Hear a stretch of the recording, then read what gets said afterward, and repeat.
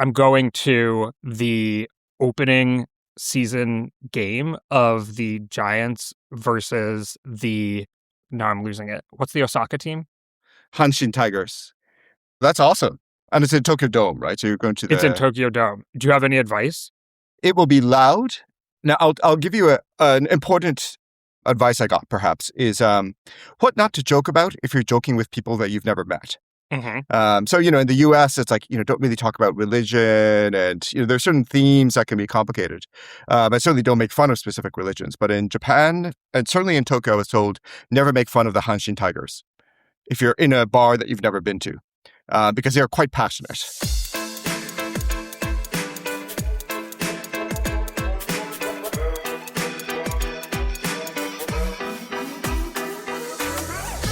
Hello and welcome to the GD Politics Podcast. I'm Galen Druk.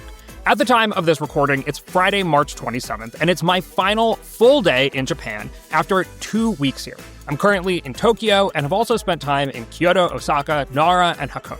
It's my first time here, and I've learned a lot and enjoyed the step away from the news cycle hamster wheel of American politics. While here, though, I wanted to take the opportunity to get to know the politics of Japan better, especially given how dynamic things have been lately. The stereotype of Japanese politics is that they're staid and steady, conservative in both the capital C and lowercase c meanings of the word. The Conservative Party, the Liberal Democratic Party, has governed Japan for 66 of the 70 years the party has existed. And even with a seeming political consensus, a bias for the status quo has made it difficult at times to tackle big questions. Well, the LDP is still in power, but things have not been staid and steady lately. Just last month, Sanae Takichi, the country's first female prime minister, secured the largest majority in Japan's post-war history, a 2/3 supermajority in the lower house. This is less than 2 years after scandal cost the same party 28% of its seats, forcing them to govern with a minority. The challenges Takichi has pledged to take on are formidable.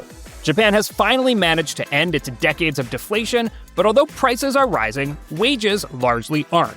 Stop me if you've heard this one before, but that has led to a cost of living crisis.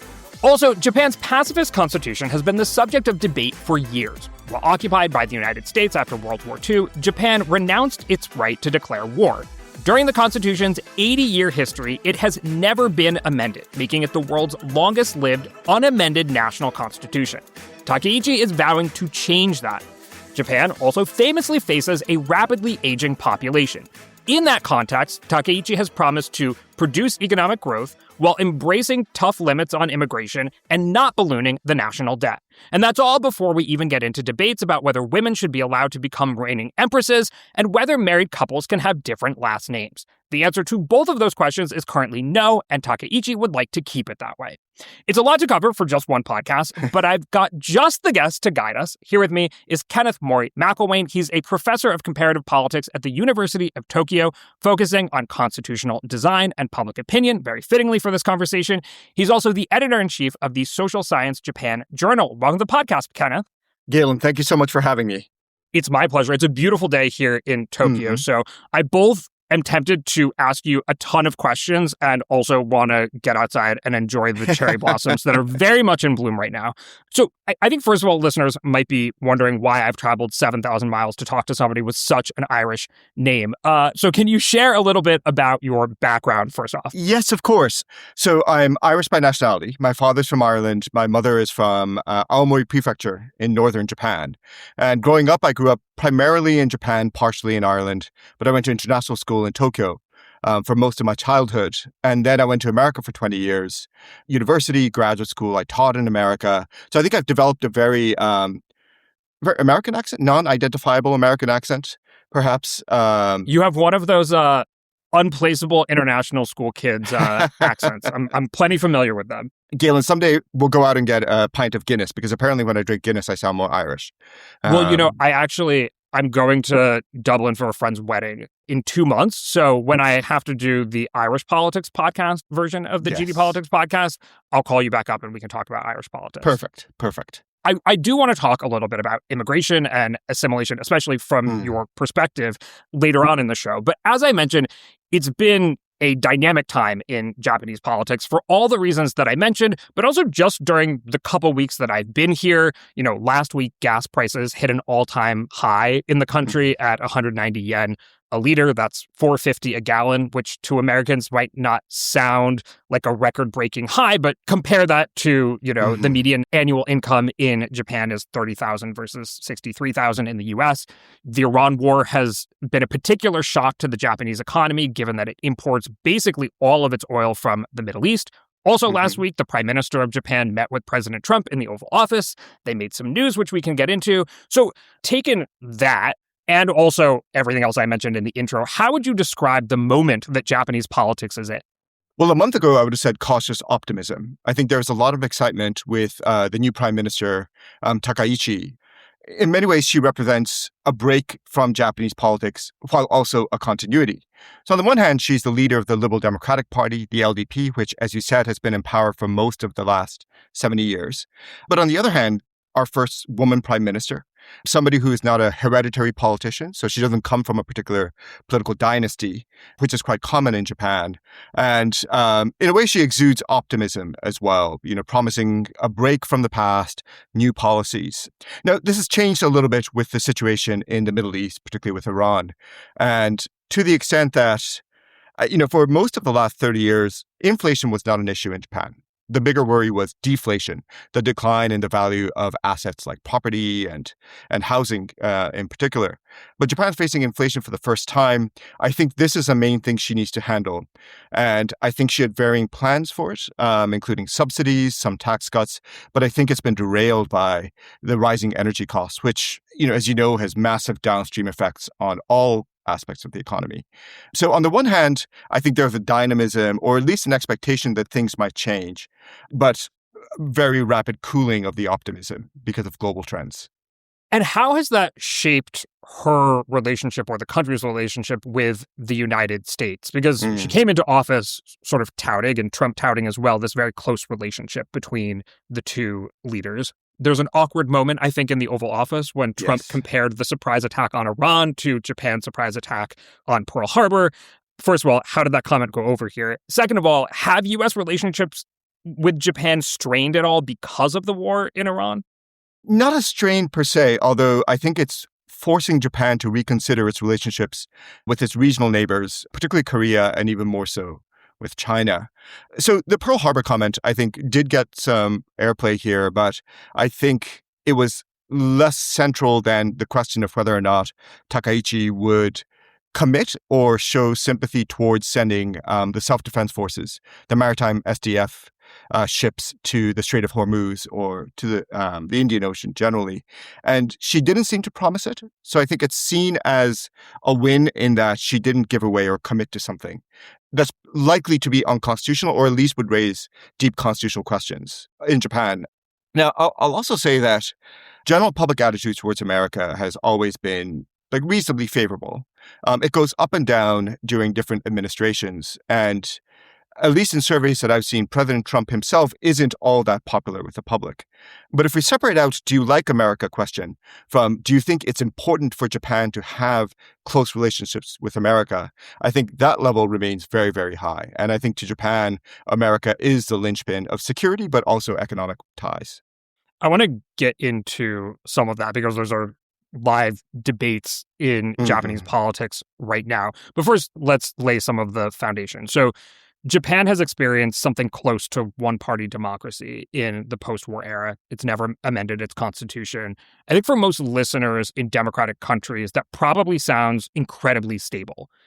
Is that how you would describe Japanese politics, as incredibly stable? Stable or static? I guess it depends on the way that you look at it. Now, unlike what we would consider to be autocratic countries with one party in power for extended periods of time, in Japan, the LDP has been out of power twice, so they lost elections twice. And a lot of its victories have been on very close margins. Not the most recent one, but in the past it's always been on very close margins. And I think that closeness has forced accountability on the LDP. Now, why is the LDP so strong? There are a lot of different reasons for it. Some of it relates to the electoral system. Some of it relates to a legacy of policy competence, of having guided Japan through high economic growth in the post-war era, really until the late 1980s. So I think there's still some legacy of that and a trust that even if we don't agree with the LDP on everything, we should leave governance in his hands because it won't screw up rather than giving it to untested hands. So it's a little bit of a self-fulfilling prophecy.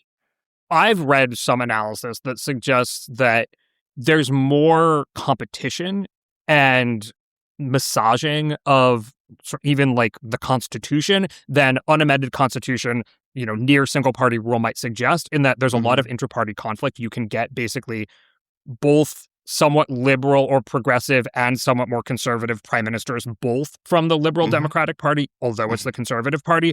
And then at the same time, because the Constitution is relatively short and therefore doesn't flesh out so many of its ideas, it just gets reinterpreted, kind of like what might be happening in the United States today. Yeah. And so instead of amending the Constitution, it says that we can't have a military, but when Shinzo Abe says that, well, we basically can have a military, they just assert that it is constitutional.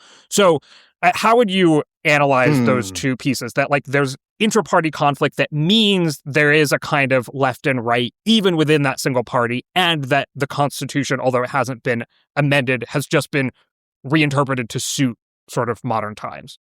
Right. So in a way that something that's distinct from the stability of electoral outcomes is Japan historically has had one of the highest number of prime ministers or prime minister turnover over time. And this often happens outside of elections. So the LDP internally decides to replace its party president, who then becomes prime minister as long as the party has a majority. And this often happens on two dimensions. One of them is there's some big political scandal involving the cabinet, prime minister steps down, right? The other is a foreign policy mess. So this often happens with Japan versus China, Japan versus Korea. I mean, also with America, if things go awry. But oftentimes when there's a very hawkish prime minister who worsens ties with China and Korea in a way that is deeply damaging, especially in the economy, then the LDP will replace it with somebody who's a little bit more dovish. So the course correction within the party is really well orchestrated. You don't stay in power for that long without being good at reading the tea leaves and figuring out who should be in charge. Just on the Constitution, as you noted, it is a short Constitution. In English, it's less than 5,000 words, so it's the fifth shortest Constitution in the world. And many details, particularly relating to political institutions, can be changed by law. So it's not a constitutional matter. It's a legislative issue. So whether it's the degree of centralization versus decentralization or the electoral system that's used for national or local elections, these can be done by law. So the structural need for amendment is much less, and that's also opened the room for incremental adaptation by law and to some degree by interpretation. And I can go on Article 9 a little bit more. Oh, we'll get there. Okay. I also wanted to just add, because I looked this number up, that Japan has had 35 prime ministers since World War II, and that compares with 14 presidents for the United States and 16 prime ministers for the UK. So Japan has, established something of a reputation for that revolving door of prime ministers, notwithstanding Shinzo Abe, I think, having an 8-year term as prime minister, and we will see how the current prime minister does. I want to talk, though, a little bit about the cleavages in Japan's politics, because it's a strikingly homogenous country for being, an advanced economy, advanced democracy. And as we mentioned, it's had a very dominant political party. So what are the dividing lines? Like, what do people campaign over? And do people line up for one party or another based on things that we see in the West, like race and ethnicity, education, income class, geography, gender, age? So let's talk about kind of the public opinion partisan cleavages first. Now, these aren't always active in that that's not what every campaign is fought on. But the dominant cleavage is a foreign security policy one, and it's really encapsulated in whether or not you support Article 9 or not. The division between left and right, much of it can be explained by responses to that question. And Article 9, just for folks, means that Japan cannot declare war and it cannot keep a offensive military. Yes. So Article 9 is often called the Peace Clause. It forbids Japan from, as you said, declaring war and from possessing war potential. And the debate is often what is war potential. But the offensive versus defensive is an important issue, just like you raised. So Article 9 is kind of the left versus right. There are cleavages within the left in particular that are particularly salient these days. And a really big one is about whether or not to restart nuclear reactors. As you know, Japan was hit by this triple disaster of an earthquake, tsunami, and nuclear meltdown in 2011. And most nuclear reactors were shut down. And there's a question of whether or not Japan should restart these, of course, after some proper tests and making sure that they're operating properly. So on the left, there's a more centrist or pro-business left, kind of epitomized by a party called the Democratic Party for the People that is in favor of restarting it, and then parties further on the left that are more opposed to it. And that's true with voters as well. So Article 9, nuclear reactors, are kind of the ideological cleavage. Now, elections are fought on slightly different topics. I'd say the dominant issue in Japan is the urban-rural divide. So it's horizontal inequality, you could say. So you've been to Tokyo, you've been to Osaka, you were in Nara, I think you said, right? And Hakone. I've seen a lot of the countryside by train, but, I was in Hakone, but I haven't spent a lot of time in the real countryside. Right. So Tokyo is a vibrant metropolis. It's the center of business, center of politics, too. It is the only prefecture. So Japan is divided up into 47 prefectures, similar to states in America. Is the only prefecture where the population is consistently increasing. But Tokyo has one of the lowest fertility rates or birth rates in the country. There's the sense within Japan that Tokyo is sucking up all financial capital as well as human capital, and to the detriment of rural development. And the LDP has helped stayed in power in part because it's very good about redistributing income from the vibrant Tokyo to rural areas. And that's in the form of subsidies and grants, ensuring that healthcare levels are more or less par across the country, but also a whole lot of public works pork barrel. So bridges to nowhere, repaving the road 5 times a year type of thing. Oh, the pavement here is incredible. There's the asphalt industry must be doing very well in Japan. Construction is a big employer, so that's definitely there as well. So it sounds like geography is one of the main dividers. That is not uncommon, and it's probably become increasingly the case across the West. Yep. Does that match also with education, income, class as well? I think when we talk about class, it can mean different things to different people. In politics today, in the US at least, it's taken on more of sort of like an implication of education as opposed to income, because education, whether or not you have a college degree, seems to be the bigger dividing line at the moment. Folks who make over $100,000 with no college degree are much more likely to be voting for Republicans than people who make over $100,000 with a college degree, for example. Do we see any of that in Japan? Not quite yet, I would say. So sociologists often ask questions about whether or not you think that how bad do you think current socioeconomic inequality is, and do you think it's structural or not? Meaning it's kind of baked into the system. If you're born poor, you're likely to be poor, and the same for the wealthy. And about 30 years ago, most people felt that any inequality was temporary. It's a business cycle issue. I think that attitude is changing very quickly. My sense is that it doesn't manifest necessarily on class lines per se. And, Japan doesn't have class in the way that the British do. For example, structural wealth differentials are there, but not as pronounced. I think, I talked about horizontal inequality, geographical inequality. I think there's a lot of concern that there's growing fear of vertical inequality, by which I mean generational differences.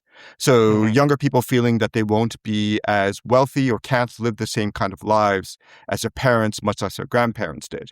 I think this is probably true in America, like housing costs, who can afford to buy a house. And these choices have downstream effects on things like whether or not you want to get married, how many children you want to have. And this feeds into the demographic decline, the declining population, or the aging population and the declining birth rates. One of the significant pieces of Takichi's victory, or the LDP's, supermajority victory, was regaining some support from young voters that the LDP had lost to the more populist left and right parties. Is it fair to say that the LDP has support across young, middle-aged, old Japanese people, or does it mostly derive its support from the older part of the Japanese population, like conservative parties in other parts of the world? Right.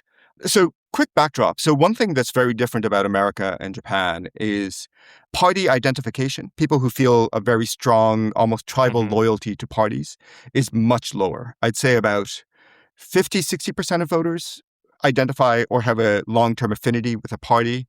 30 to 40% are independents. And so these are true independents in that these are people who actually change who they vote for.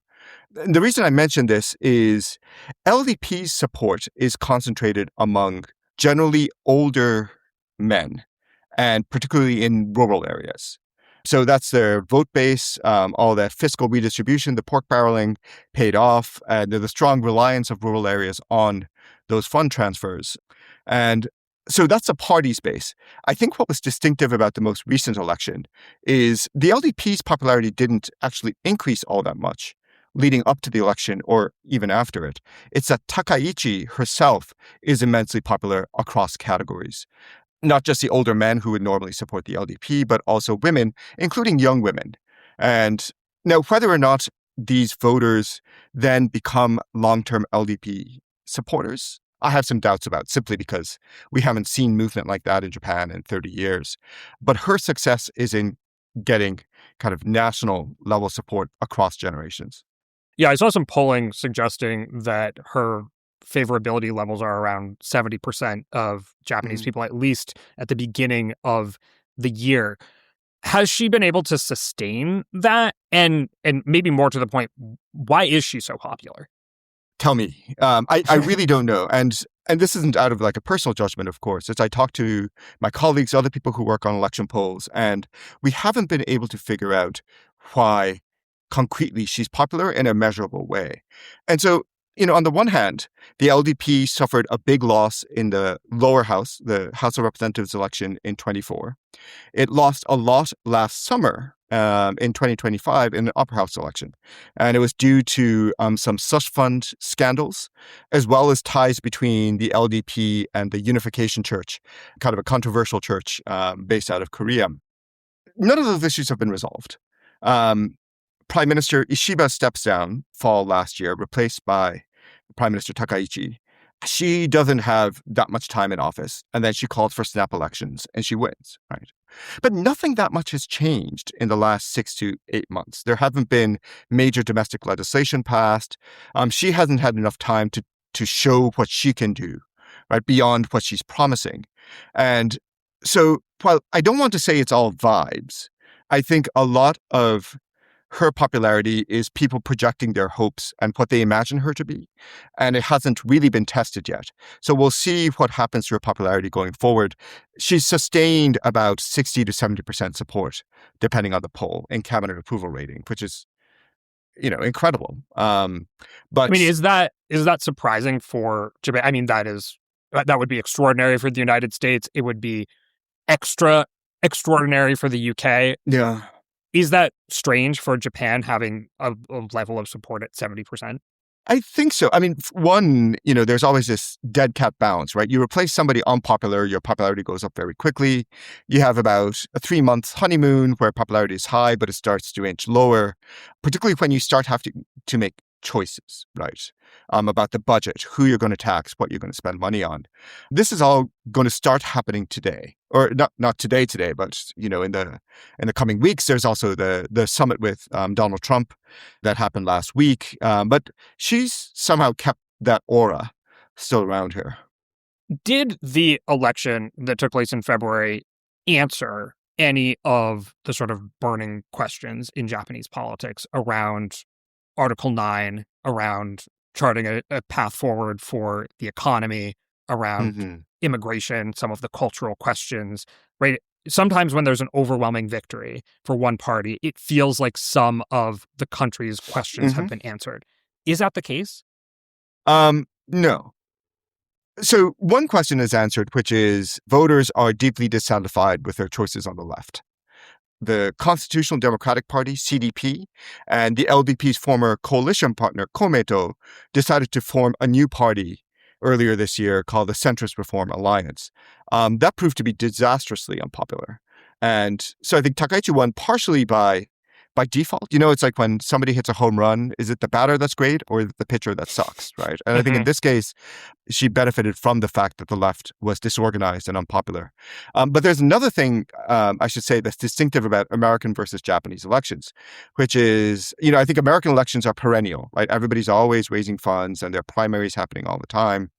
In Japan, by law, for the lower house, you can only campaign for 12 days. So until 12 days before the election, there are no commercials that you can run. The kind of speeches you can do, you can't ask people to vote for you until 12 days before the election.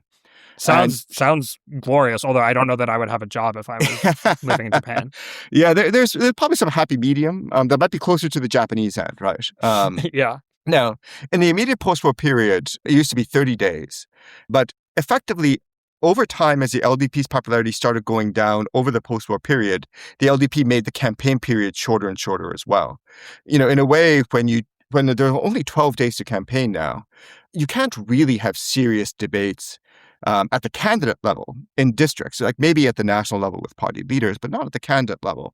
And so a lot of it becomes like, remember my name. It's about impressions, social media, and so on to kind of create this surge in the short term. And I think that prompts voters to, one, there's limited time to update information from whatever biases you may have had before the election. And the second is there's better the devil you know than the devil you don't. So I think there's a risk aversion that comes into it. And I think because of dissatisfaction with the left, and Takichi is this new image, certainly a person, to be a leader, first woman, among other things, I think people hope that she's going to do well, but I'm not sure that vote reflected an answer to which direction Japan necessarily needs to go on. Today's podcast is brought to you by you, the listeners. Without paid subscribers, GD Politics simply wouldn't exist. Your support means that we can make an independent podcast guided by curiosity, rigor, and a sense of humor, and that we can have conversations like the one we're having on today's episode. Paid subscribers get about twice the number of episodes and can join in the paid subscriber chat to pass along questions for us to discuss on the show. You can also connect your personal feed to your favorite podcast player so you get every episode wherever you listen to podcasts. Become a paid subscriber today at gdpolitics.com. We've got plenty of great stuff in store coming your way in 2026, so it's a great time to join the crew at gdpolitics.com. We hope to see you there. From a polling perspective, do Japanese people trust their government, trust the institutions? Like, I know that Takichi is herself popular. Are Japanese institutions popular? So I do surveys on this annually, and what we generally find is there's high degree of trust in non-elected institutions. So a lot of trust in the imperial family, the self-defense forces, and the Supreme Court. Trust in the parliament, trust in the cabinet is lower, and it varies by partisanship in the way that you might expect. Trust in mass media is not that high either, certainly below 50%. Trust in academics is also not that high, but that's a separate story. So there is trust in institutions, but depends on which one. I think there is disgruntlement with political institutions. One thing that I think was very different between Japan and many other countries during COVID is trust in fellow citizens increased a lot during COVID. It was a belief that the government is slow distributing masks. Japan didn't get vaccines until like 6 months, 12 months after they were available in America and Europe. But everybody did their part, right? They vaccinated, they, kept social distance, they wore masks. And so we all contributed to a better outcome than expected. So I think society is less fractured than it may be in America and many parts of Europe.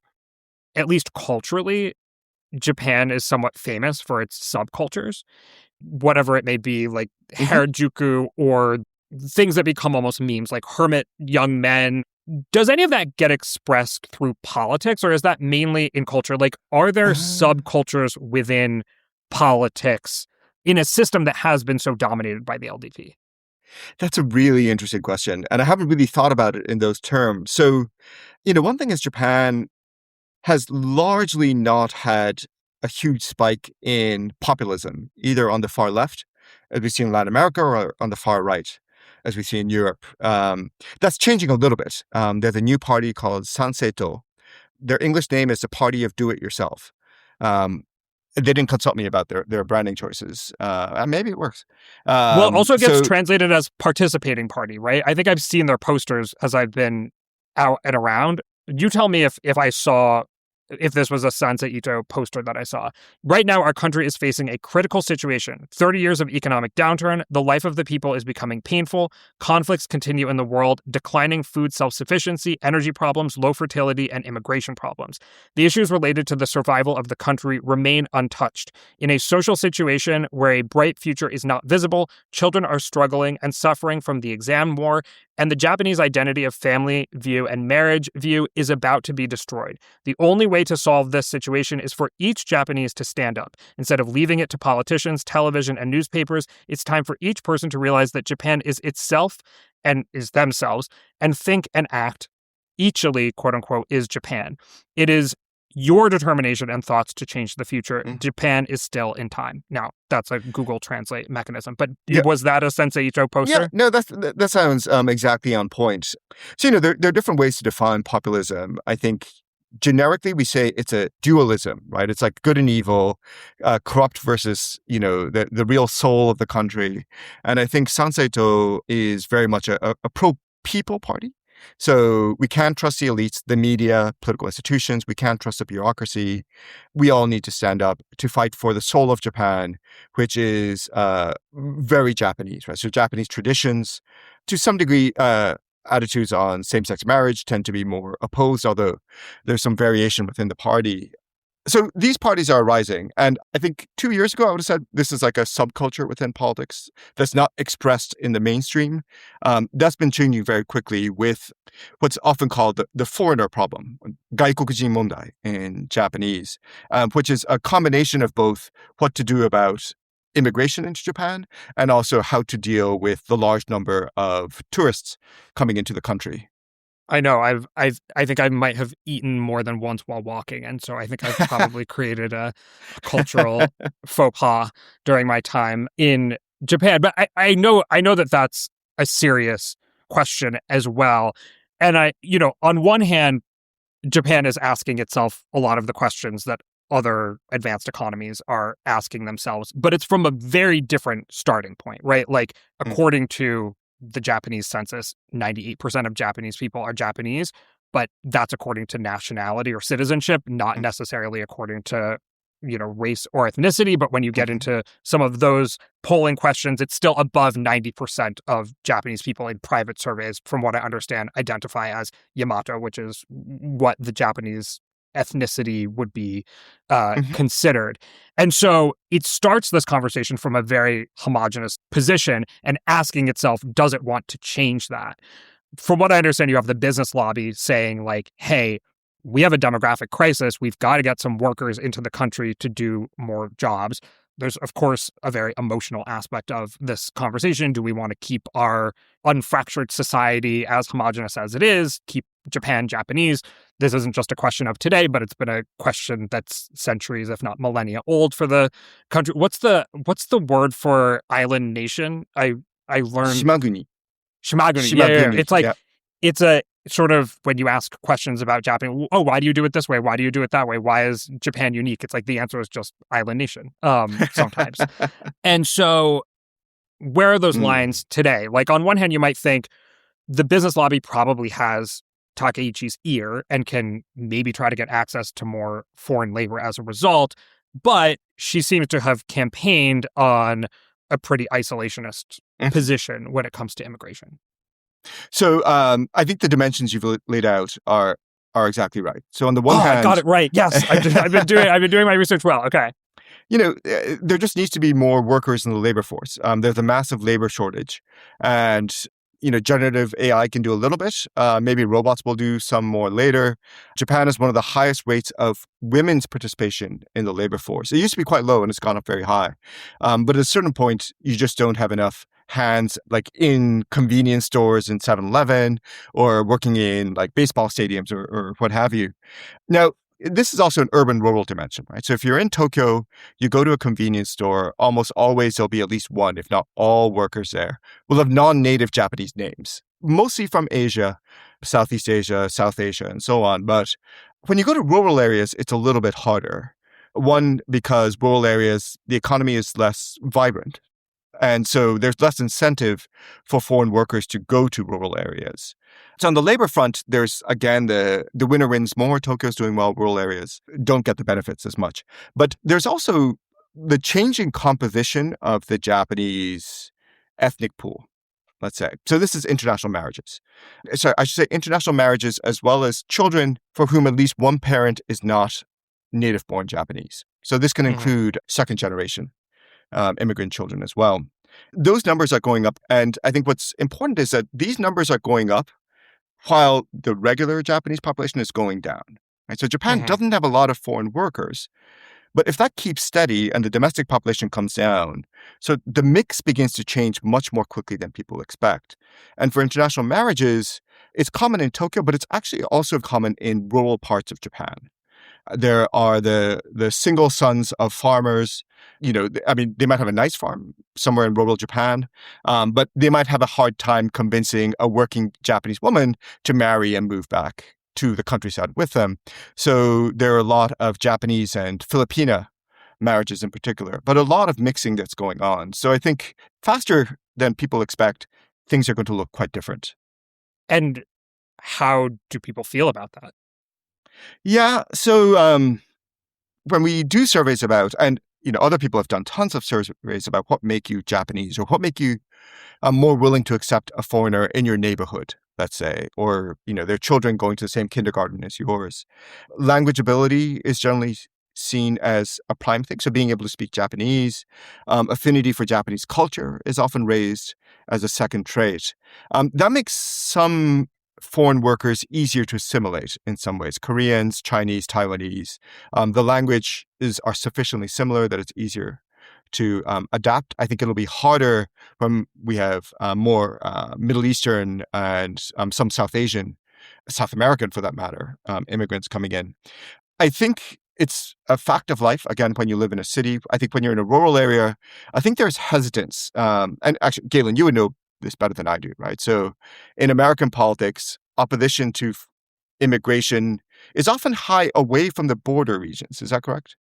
Yeah, although, the border crisis changed that a little bit in the sense that South Texas saw significant opposition to the major influx of South American migrants during the Biden administration. Parts of the state that had been very Democratic for a long time changed. And so I think it's like there's both people sort of set positions on immigration, and then there's a willingness to sort of change your mind according to what the circumstances are. So when it felt out of control under the Biden administration, a lot of people became more hawkish on immigration. And now that people feel like it's gone out of control in the other direction in terms of enforcement, there's sort of a shift back. And so you've actually seen public opinion fluctuate a lot on immigration over the past 10 years or so. So I think in Japan, again, it's hard to tell how people feel about immigrants per se. There's hesitance towards increasing immigration numbers more. But I think what people experience more on a day-to-day basis is really the over-tourism. The number of inbound visitors to Japan has, I think, quadrupled over the last 10, 15 years. You said you went to Kyoto. I think Kyoto is like Barcelona at this point, or like Florence or Venice. Yeah. It's not a city that was built to accommodate that many people coming at the same time.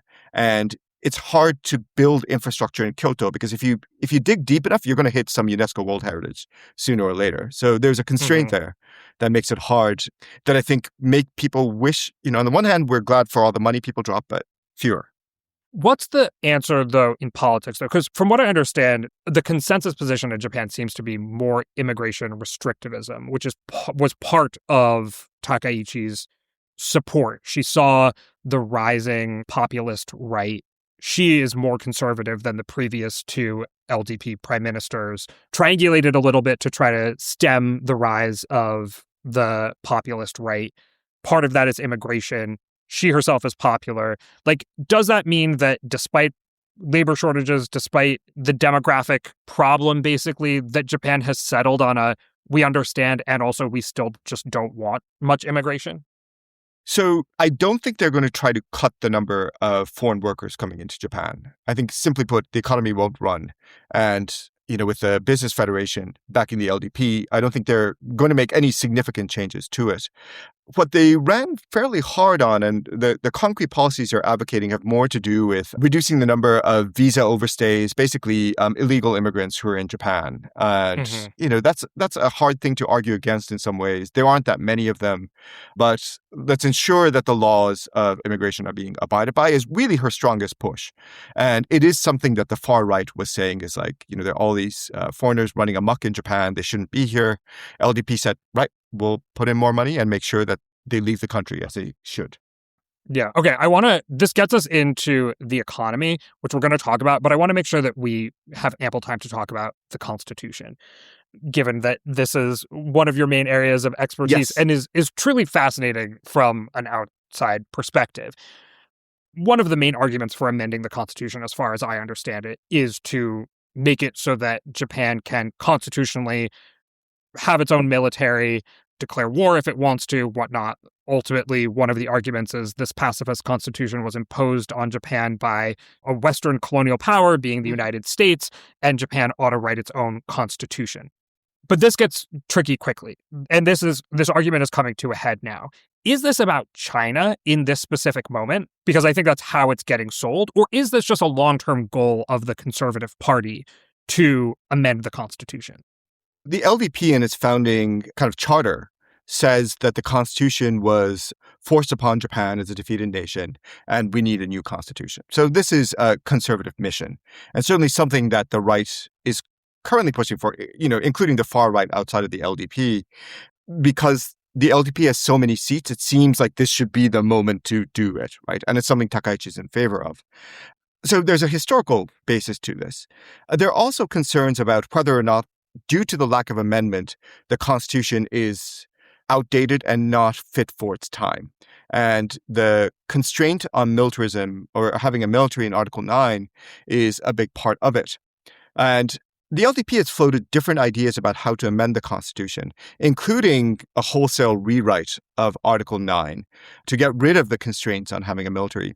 But that proposal has never polled well.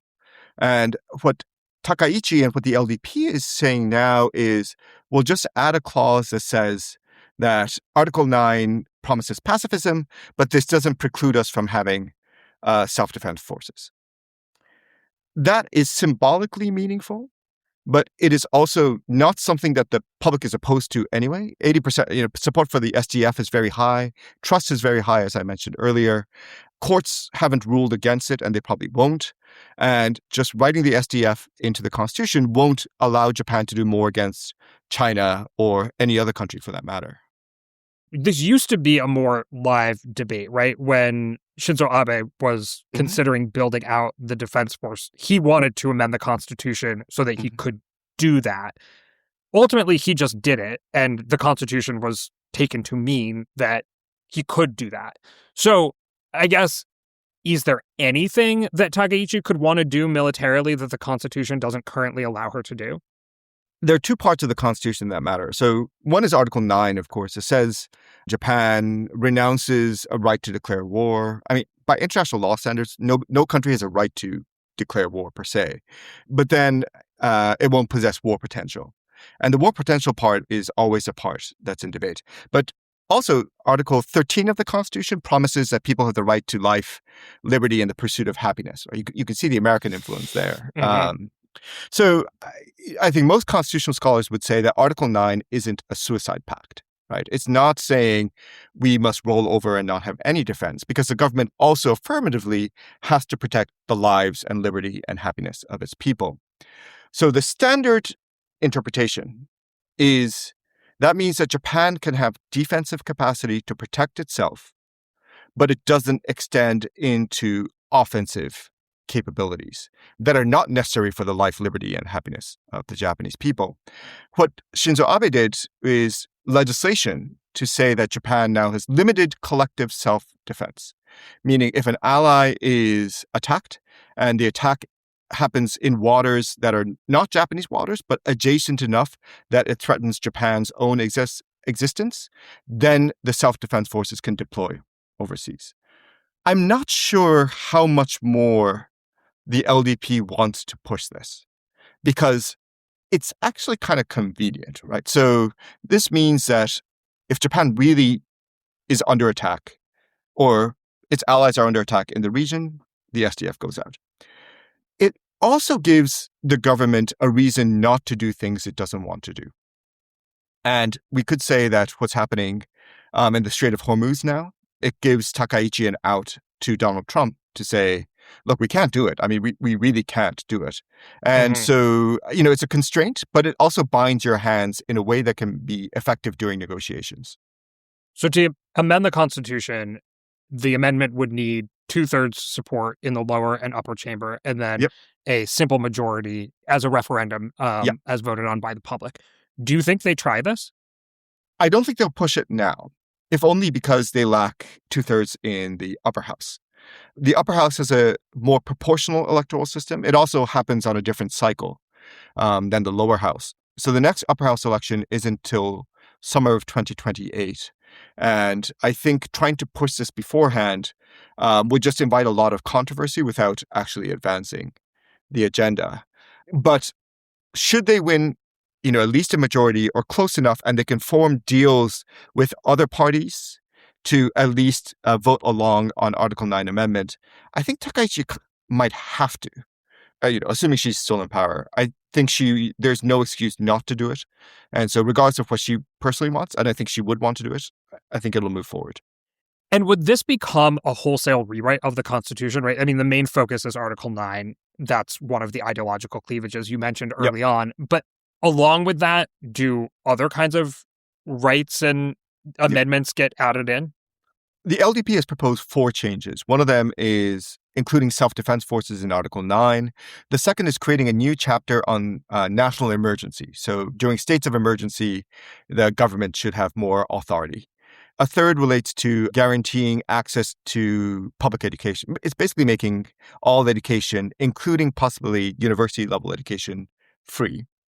And the fourth is about how upper house electoral districts are apportioned. And I can go into a lot of detail about this, but the short version is the LDP has a lot of things they want to change, but you can only change one thing at a time. So every amendment has to be on one issue.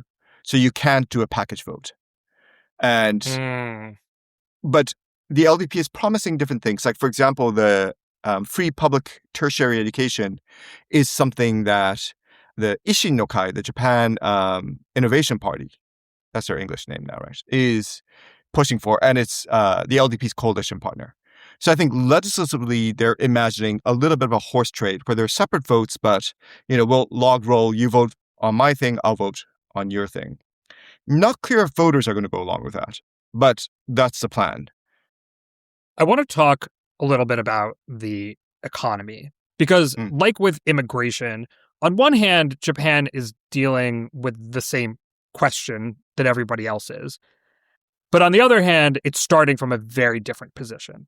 So Japan has experienced about 2 decades of deflation heading into COVID, which sparked inflation globally and got Japan's inflation numbers up to around 2% or so, which for the rest of the world is like, oh, that would be perfect. But for Japan is a pretty big disruption after 2 decades of stagnation or deflation. The Japanese stock market, so the Nikkei 225, only surpassed its former all-time peak February of 2024. And its peak was in 1989. So basically my entire life, the Nikkei 225 had been below its 1998 peak.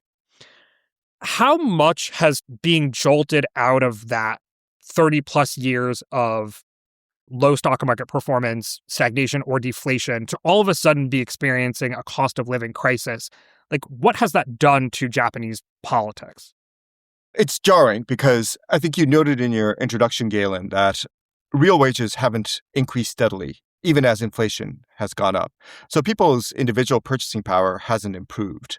And it feeds into a kind of a fundamental problem with the Japanese economy over the last 3 decades, which is consumption is low. Like the consumption share of GDP relative to investments or government spending is much less than it is in other advanced industrialized economies. And there have been all sorts of different arguments about how to increase consumption, but obviously people need more wages. They need to be paid more to do it. And so successive LDP governments have promised and sort of tried to browbeat companies to increase wages over time. It is happening at the larger corporations, but not necessarily at the smaller and particularly more rural companies, because they're not generating that much more in revenue.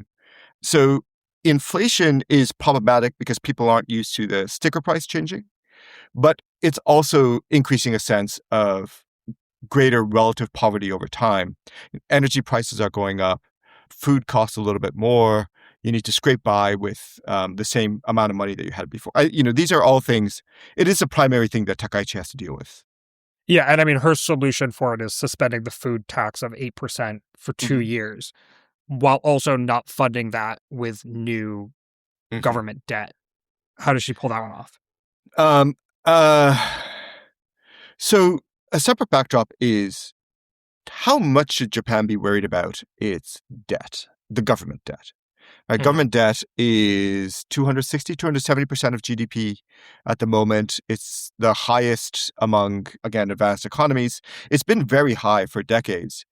It doesn't seem like investors are freaked out by the addition of more debt, but I think these are things that can cascade very quickly.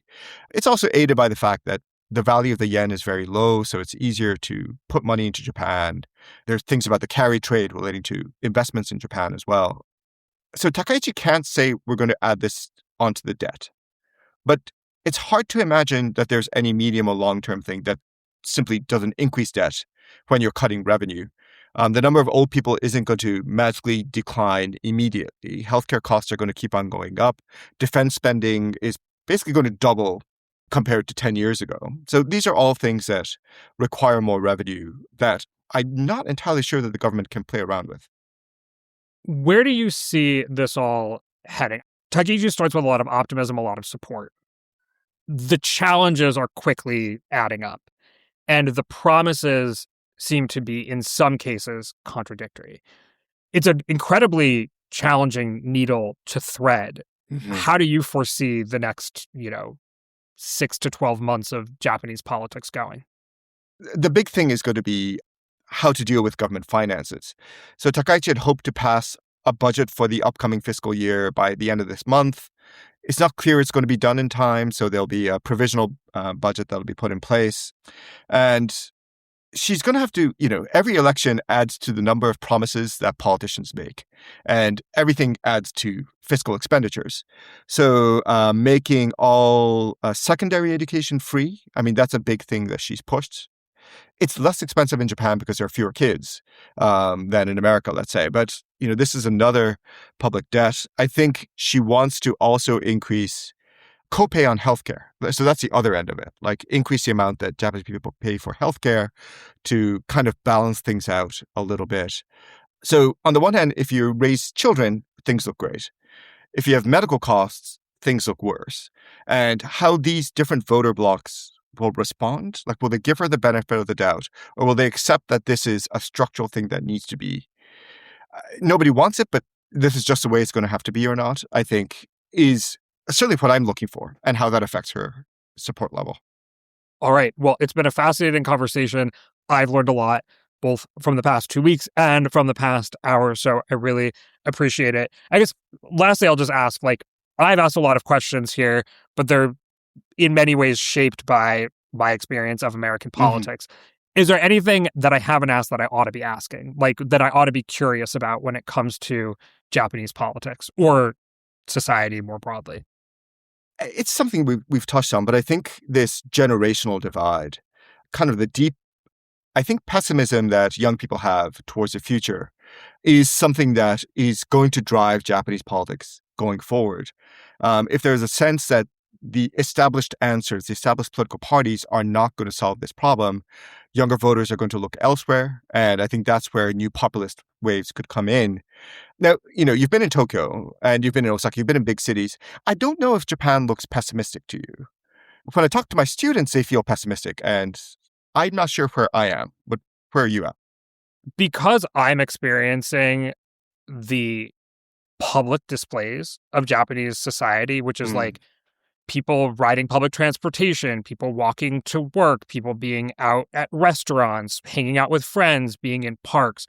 What I'm seeing is like the many, many people who have visited Japan before me, a pretty orderly society that makes what you see on a regular day in New York City shocking. Like the levels of trash, homelessness, people having like mental health crises. It's just, you sort of don't see any of that in at least the urban areas that I've been in. Like the most chaotic scenes I've seen are definitely just tourists in Kyoto.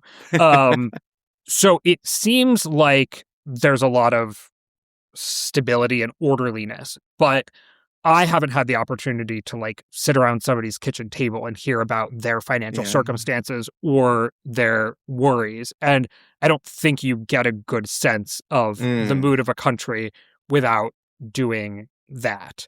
I mean, from a numeric perspective as well, I've been looking at a lot of the numbers, like things don't add up. Like it looks like at a certain point, the music has to stop when it comes to the public debt or demographics or what have you. You know, we didn't even talk that much about the challenges of a rising China, for example, and how Japan sees itself in East Asia in that sort of context, or Taiwan, or whatever other territorial disputes there are. I understand where there would be pessimism in looking at the numbers, but when you just go out in Japanese society, it doesn't feel like there's a lot of reasons to be pessimistic. Yeah. No, I agree. Like, it's easy to live in Japan. Day to day in Tokyo is easy.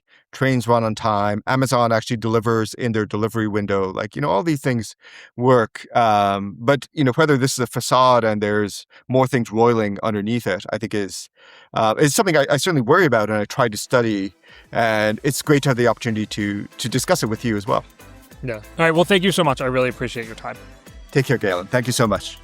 My name is Galen Druk. Remember to become a subscriber to this podcast at gdpolitics.com and wherever you listen to podcasts.